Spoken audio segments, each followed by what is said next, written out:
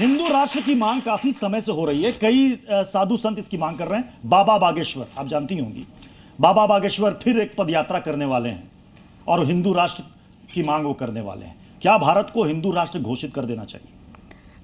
बाबा बागेश्वर तो हमारे बुंदेलखंड के हैं, मैं जहाँ की हूँ, और हम मतलब हमारे गांव के पास के ही हैं। मैं वहाँ से सांसद रही हूँ 4 बार खजुराहो से, फिर एक बार भोपाल से हुई थी सांसद, 6 बार रही ना मैं सांसद, उसके बाद झांसी से हुई थी।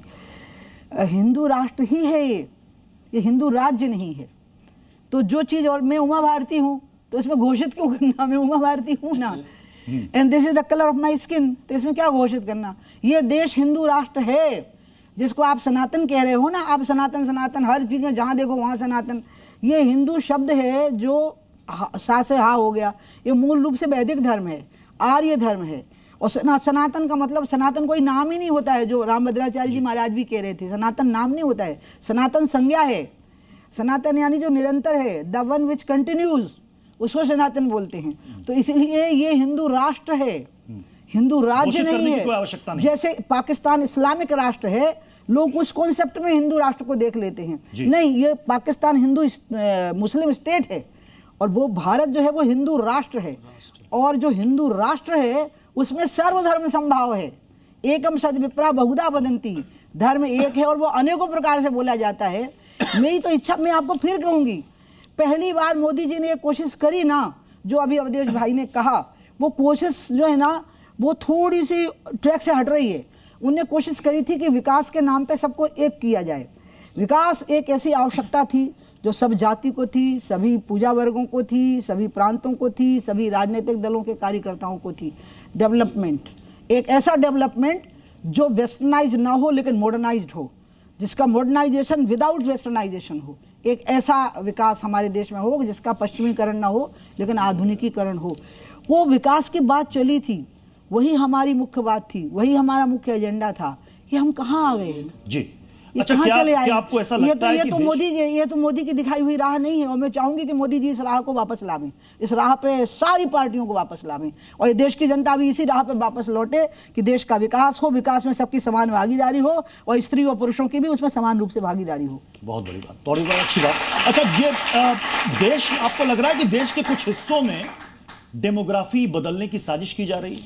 क्योंकि कई बार इसको लेकर के डिबेट भी हुई, और अब एक फिल्म आ रही है बंगाल फाइल्स, उनके डायरेक्टर अभी आए थे कुछ दिन पहले कचहरी में। उन्होंने कहा कि मुझे ऐसा लगता है कि बंगाल एक बार फिर से विभाजित होने वाला है घुसपैठियों की वजह से। क्या बंगाल की डेमोग्राफी बदली जा रही है घुसपैठियों के जरिए?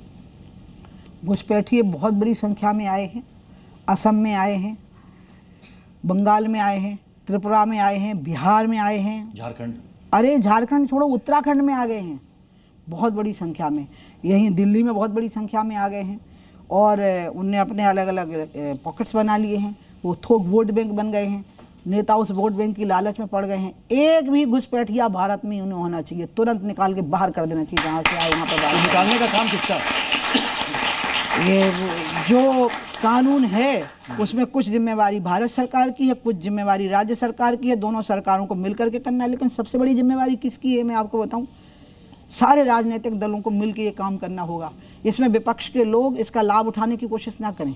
कांग्रेस उनको अपना, कांग्रेस या ममता बनर्जी या अखिलेश या क्या नाम है उनका, जो मुख्यमंत्री हैं तेजस्वी जी बनने, मतलब जो बनना चाहते हैं, या दूसरे जितने भी नेता हैं, मैं उनके नाम भूल जाती हूँ, इन सारे नेताओं के मन में ये लालच नहीं आया। अभी तक यहाँ पर केजरीवाल साहब थे, ये सब लोग ये लोभ ना रखें कि हमारा वोट बैंक बढ़ना चाहिए। नहीं, घुसपैठियों को भारत से बाहर करने के मामले में एक रहना चाहिए। हमें धर्म के मामले में उदार होना है, लेकिन राष्ट्र और राष्ट्र की सीमाओं के मामले में पूरा कट्टरपंथी होना चाहिए और पूरा उग्रवादी होना चाहिए। इस मामले में हमें उग्रवादी होना चाहिए। एसआईआर के बारे में आपका क्या मानना है?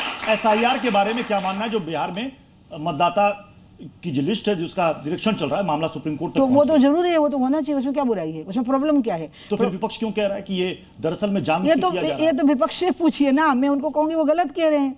अगर ये हो रहा है, ये बहुत ज़रूरी है, क्योंकि चुनाव में जो धांधलियाँ हो जाती थी पहले, जिस प्रकार की ये करते थे, मुझे वो धांधलियाँ याद हैं उस समय की, जब लालू जी मुख्यमंत्री थे। यहाँ तक कि जब मैं चुनाव लड़ी थी मध्य प्रदेश के मुख्यमंत्री का, तो उस समय की स्थितियाँ मुझे याद हैं। लेकिन मुझे एक बात और मालूम है, जब राहुल बोलते हैं ना वो लोकतंत्र खत्म हो जाता है और वोट चोरी हो जाती है, वोट चोर, उनको एक बात भूल जाती है। उनकी दादी ने जब वो लगाया था इमरजेंसी, तो उनने जब चुनाव कराए तो उन्हें एक रिपोर्ट मंगाई कि हाँ पूरा देश आपसे भयभीत है, सारे विपक्ष के नेता जेल में बंद हैं, कोई सड़क पे आपके खिलाफ आ ही नहीं पाएगा, पूरे मुसलमान भी डर गए हैं बदियाकरण के डर से, और सब मुस्लिम नेता, उनके नेता जेलों में बंद हैं, हर सोच वाले नेता, समाजवादी, साम्यवादी, जनसंघ, सारे नेता जेल में बंद हैं, जनता बिल्कुल डरी हुई है, करा दो चुनाव, चुनाव जीत जाएंगे। डर के चुनाव जीतते हैं? इंदिरा गांधी खुद चुनाव हार गई थी इमरजेंसी के तुरंत बाद जब चुनाव हुआ था, डर के कोई नहीं जीतता। जेलों में बंद नेता चुनाव जीते थे, उनके पास जमानत भरने के लिए पैसे नहीं थे, दूसरों ने उनकी जमानतें भरी थी। अगर राहुल ये सोचते हैं कि आतंक से चुनाव जीते जाते हैं, तो उसकी दादी चुनाव नहीं जीत पाई थी, तो हम कहाँ से चुनाव जीत पाएंगे किसी को आतंकित करके? खुद हार गई थी, चाचा चुनाव हार गए थे, धूल चाट गए थे सबके सब। क्योंकि जब पब्लिक सामने आती है तो कोई रुक पाता है क्या? जेल की बेड़ियां कट जाती हैं बाबा। जब कंस का उद्धारक जन्म लेता है जेल के अंदर, तो पहरेदार सो जाते हैं, यमुना का उफान बैठ जाता है और जेल की बेड़ियां कट जाती हैं। Zee News.